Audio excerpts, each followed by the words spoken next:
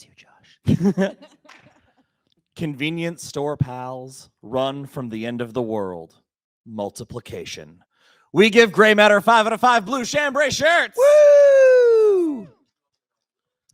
Excellent. There's 2 films. Oh, of course. Dude, amateur hour. Oh, haha. I'll crash over here. Yeah, I'm sorry. We're a human palindrome. Life lived on the road, legacy of graffiti. Hold on to the book. We give all that you love will be carried away. 5 out of 5 blue chambray shirts. Woo! Thank you, Josh. Later. Oh, hi. Hi. Those were 2 really fantastic films, and we've actually got the filmmaker with us. You know what? And I think I know why he didn't screen the 3 films. He's like, he wanted us to be wanting more. He's like, I'm going to leave them on a high point where I'm like, these are 2 amazing films, and I bet you want to see. Look, there he is. Hey, Bolen, how's it going, man? Hey. It's going good. It's doing very, very, very well. This is, it seems like you, out of any of the Dollar Baby filmmakers that we have met, have really dug into this program. You want to tell us a little bit about how it went from one film to the next film to the next film? Yeah, actually, I did great, and I've been a huge Stephen King fan since I was 11. Book, I actually got to read it at age 11 and then again at 35, and kind of get 2 different points of view on the read, which is really, really cool. Yeah, I started with Gray Matter, and then this director who's super talented, Julia Marquezi, did What You Need in Maine at the University of Maine, where Stephen King shot it. She actually got to stay in his dorm room, and we stayed in the dorms while we shot her short, and it's amazing. I wish it was in this festival. I think she just missed the cutoff. Did she not? I think she was trying to be in the festival, but yeah, she the finishing touches might have held her up a little. Well, I mean, what that bodes well for next year, I think, right? Where if Iowa has us back. Oh, Davenport, please. Awesome. In both these films, I get a real sense of the unseen, right? Like and it's a great way to build the suspense, build the tension. Obviously, those are pretty deliberate choices. You know, like I loved what you did in All That You Love Will Be Carried Away, where we couldn't see that other persona, right? It was like blurred out. Really love that. Tell me a little bit about like the intent there. So for me, the intent there was like as if another part of this person is trying to come alive, and you know, it's at this crossroads. So I thought of it more along the lines of like, you know, almost like you're manifesting this person. They're not all the way there yet, and you know, as they come along, as he kind of embraces his artistic side, you get to see more and more of the secondary personality. Love it. That was beautiful. It was awesome. So we know that, like, from your bio, you're working on The Reach. You want to tell us a little bit about that? So The Reach is, I love that story so much. I love stories in general. And I wanted to work with my sister because she's like an established writer, like on her 3rd book with HarperCollins, teaches creative writing at University of Memphis.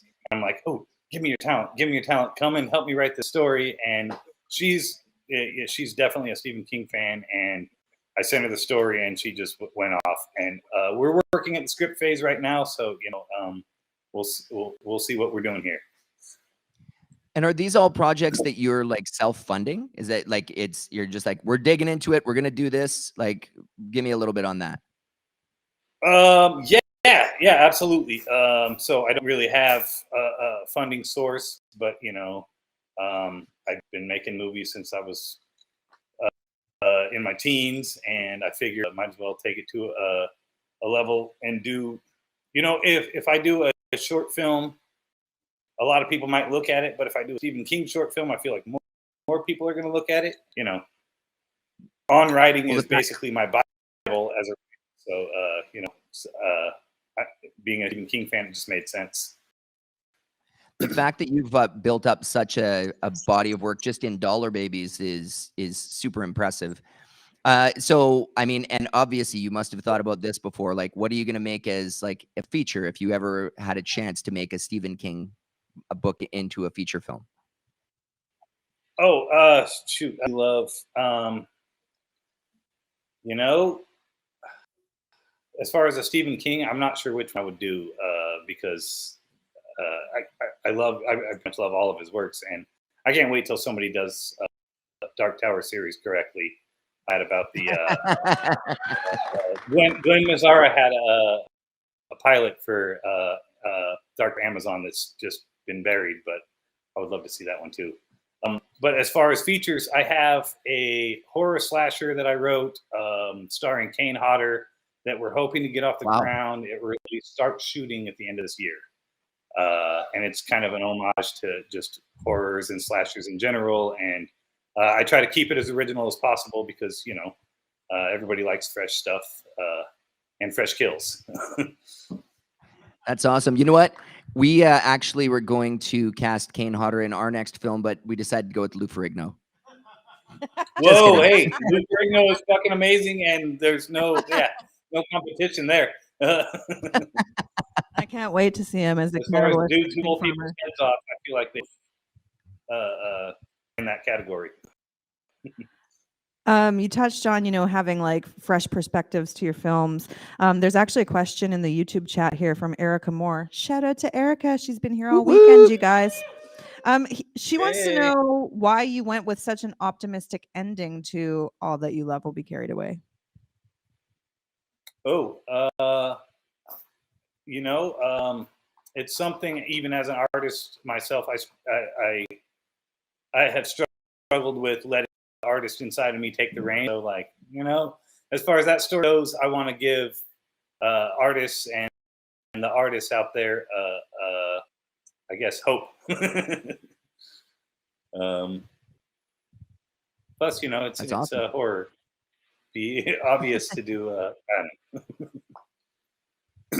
Kill them all. The twist is no one dies. Yes. What drew you, like, in particular, to these two titles that we've seen tonight from you? Oh, besides just being a huge Stephen King fan, I would literally be happy to be able to do any story he's written. These two just really kind of stood out to me. One of the artist's story for All That You Love Will Be Carried Away, and then Gray Matter. I was really little, and it really shook me and scared me as a kid. And I was just the little kid inside of me was really ecstatic to see that we were to direct this and to do it with such talented people, those actors, and my cinematographer Sam. I mean, both Sams, because my cinematographer for each one of these was named Sam, and both different Sams, both completely talented dudes. And yeah, I'm very happy with what we ended up with. So if you read Gray Matter as a little kid, did that like not make you excited for beer when you were older? Yeah, but you know, beer's good. That novelty wore off. I prefer a Pilsner, but I'll check it for Gray Matter. Well, I love the splitting of the face. Like that beautiful, gorgeous. And you know what? The fact that it was in black and white made it actually almost that much more effective to me. It had like a real texture to it. I loved it. Thank you very much. Yeah, our special effects and makeup artist, Christina Cordum, she is a super genius. We went and saw The Fly, and Chris Wallace, who did The Fly and Gremlins and a bunch of other awesome stuff, was there doing like he screened The Fly at this little theater, and then he did like a 25-minute round of special effects and a behind the scenes kind of thing. And my brother and I just kind of went up to him and we're like, hey, we're making this movie. We'd love to have you involved. And he's like, well, you know, don't really do that much anymore. My idling me, but hit up this girl, Christina Cordum at Ravenous Studios. She's best in town, and with her, and she's a super genius. That's awesome. Are you working with the same crew on each film? Similar to always trying to stay with Christina on the special effects, but it was a different crew on You Love Will Be Carried Away, because when I went out to Maine and we shot I Know What You Need with Julie Kesey, I met 2 or 3 people, Josh, Sam, and Mark, and I told them I had the rights to All That You Love Will Be Carried Away, and they were like, "We'll come to Boston and we'll help you film it." And so we kind of just, all that kind of grew out of shooting the other Stephen King short, and so it's just kind of like collecting Stephen King family members for our quartet. So to go there. Yeah, give him a round of applause for that. That's awesome. So now, like, having gone through like the Dollar Baby program essentially like 3 times, have you had, like, some of the filmmakers we've spoken to have actually had some proximity from King himself, where he's reached out and he said, "Hey, great job," or even, you know, some of the films have actually been released. Have you had any kind of interaction with the man himself? I have not. I would love to hear back if he's seen any of these and likes what he's seen. Even hates what he's seen, just let me know. But no, we have not heard back from King himself. But the Dollar Baby, the person who runs the Dollar Baby, I think it's his sister-in-law, Margaret, and she's really cool. She's a nice person. And if you're thinking of doing a Dollar Baby, I 100% got your back. You do it and go forth with it. And, you know, we need more King content. So That's a great segue. So what advice would you have for somebody who's looking to dig into, you know, going through to make a Dollar Baby film? Oh, my advice is find the most talented people that you know and include them in your project and make it as soon as possible. Love it. That's a great endorsement. Yeah, and that's a great note to leave on, because we've got to wrap things up. We do. Bolen, thank you so much for being with us. Yeah, super cool films. Hey. You're awesome. Thank you so much.